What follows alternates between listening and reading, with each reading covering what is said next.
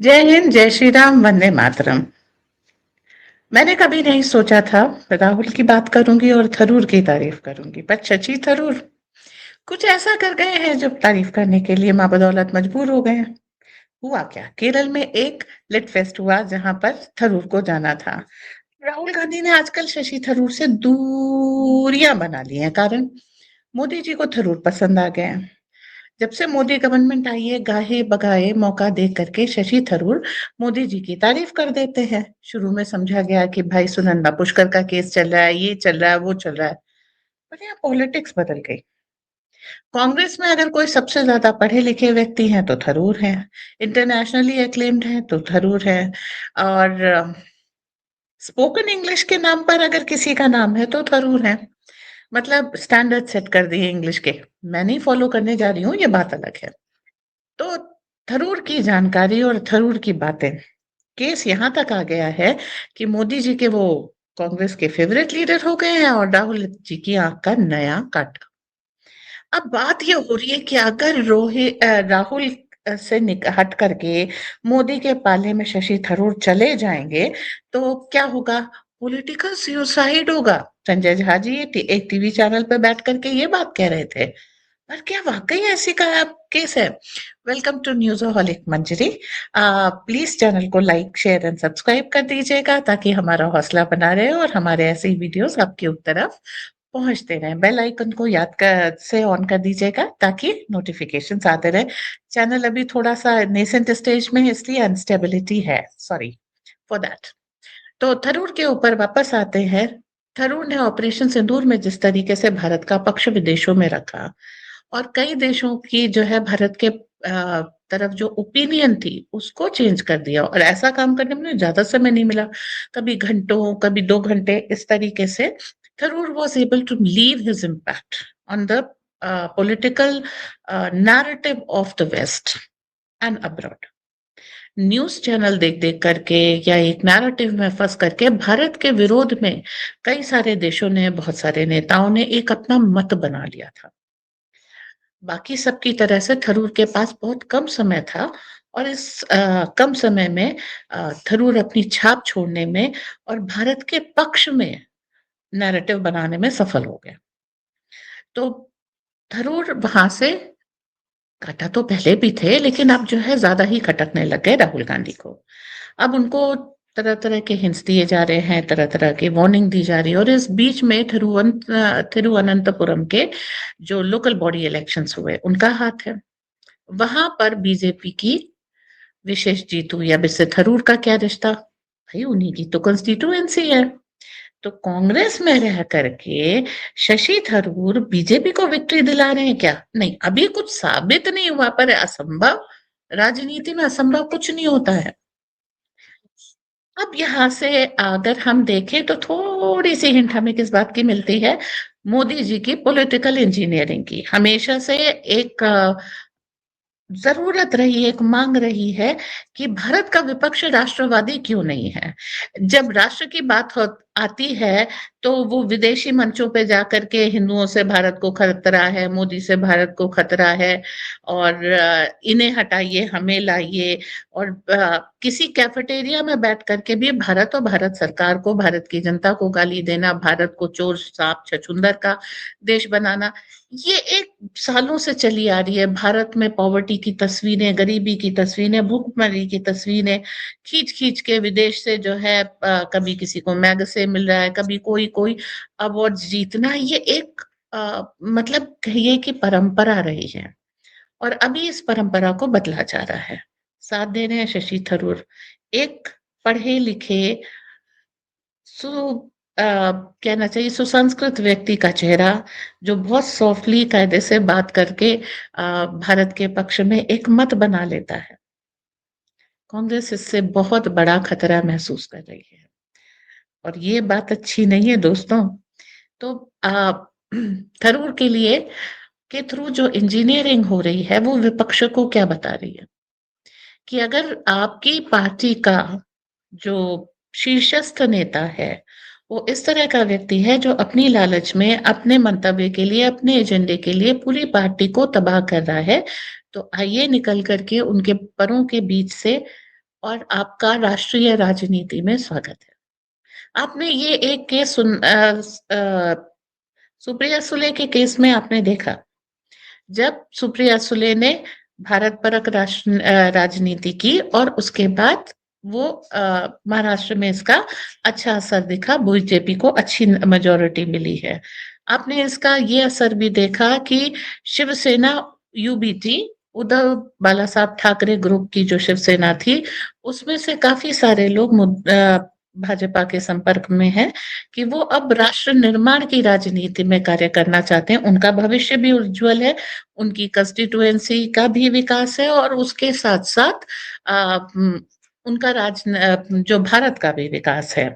और राष्ट्रीय राजनीति में सब कोई एक बयार चलती है मेरे ख्याल से।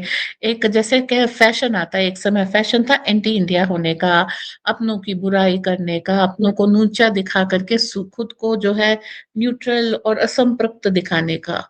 और अब फैशन है नेशनलिज्म का। जिनके साथ है उनकी तारीफ करना या do something about it, don't cry about it. इसके या तो अगर आप अपनी पार्टी में कहीं जहां पर भी हैं वहां पर आप कुछ परिवर्तन लाएं, वरना रोने धोने और से कोई फायदा नहीं है। तो इस जो नई राजनीति की धारा है, दिशा है, इसकी परिपाटी की स्थापना तो मोदी जी ने की है और इसको बहुत सारे लोग फॉलो कर रहे हैं कि उनको मालूम है कि राहुल गांधी डूबते सितारे हैं, 100 इलेक्शन हारने का कीर्तिमान स्थापित कर चुके हैं, परिवर्तन की कोई आशा नहीं है, उनके साथ अपना राजनीतिक भविष्य और अपनी कंस्टिट्यूएंसी को डुबाना कोई बुद्धिमानी की बात नहीं है, तो समझदारी की बात, या संजय झा के शब्दों में पॉलिटिकल सुसाइड का फैसला कर चुके हैं शशि थरूर और परिवर्तन के बार-बार संकेत दे रहे हैं। कभी मोदी सरकार का साथ दे रहे हैं, कभी उनकी तारीफ कर रहे हैं, कभी उनकी नीतियों को लागू कर रहे हैं और राहुल गांधी को ज़रा-सी भी तरजीह नहीं दे रहे हैं। यही कारण है जब पुतिन भारत में आए थे तो जो भोज हुआ तो उसमें राहुल गांधी इन्विटेशन माँगते-माँगते थक गए और शशि थरूर ने वो भोज जॉइन किया था। तो भारतीय राजनीति और भारतीय विपक्ष दोनों बदल रहा है और इस बदलते भारतीय विपक्ष की तस्वीर में शशि थरूर एक चमकते सितारे की तरीके से हैं। अब बहुत सारे लोग जब थरूर को, जब से वो मतलब ये कह लीजिए जब तक वो कांग्रेस के साथ थे तब तक उनकी एक इमेज थी, पढ़ा-लिखा फ्लुएंट इंग्लिश बोलने वाला एक प्रबुद्ध व्यक्ति। लेकिन जैसे ही उन्होंने थोड़ा-सा कांग्रेस से अलग लाइन लेनी शुरू की, आप देखिए एक इमेज आती है शशि थरूर की लेडीज़ के बीच में, एक वुमेनाइज़र की तस्वीर की तरह से उनको एस्टेब्लिश किया जा रहा है। और ये लेफ्ट की एक जानी-पहचानी ये कह लीजिए कि अ, मोडस ऑपरेंडी है कि जो उनसे जब तक आप उनके साथ रहेंगे, चाहे कितने भी गुनाह कर लें, सब माफ़। आप एक बहुत अच्छे और प्रबुद्ध और मॉडर्न व्यक्ति हैं, क्योंकि उनके इंस्ट्रक्शन पे काम कर रहे हैं और जैसे ही आप उनका साथ छोड़ेंगे, आपका कैरेक्टर असैसिनेशन और पर्सनल वॉर आपके ऊपर शुरू हो जाएँगे, जो चीज़ शशि थरूर के ऊपर चल रही है।